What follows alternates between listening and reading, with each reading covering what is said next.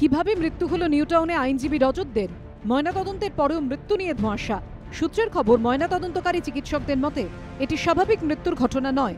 মঙ্গলবার আরজিকর হাসপাতালে আইনজীবীর দেহের ময়নাতদন্ত হয়। তারপরই চিকিৎসকদের একটি প্রতিনিধি দল মৃতের নিউটাউনের ফ্ল্যাটে যান। পুলিশ সূত্রে খবর, আইনজীবীর দেহ কোথায় কিভাবে পড়েছিল তা পরীক্ষা করে দেখা হয়, কিন্তু ঠিক কি কারণে মৃত্যু তাদের কাছে স্পষ্ট নয়।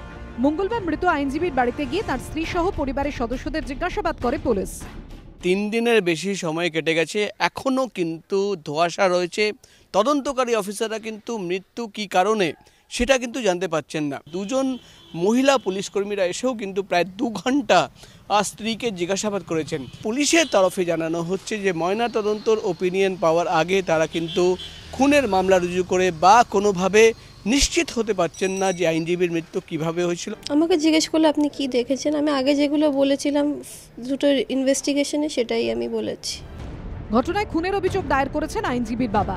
তবে সত্যিই খুন কিনা তা জানতে ময়নাতদন্তের চূড়ান্ত রিপোর্টের অপেক্ষায় পুলিশ। প্রকাশ সেনার রিপোর্ট, এবিপি আনন্দ, কলকাতা।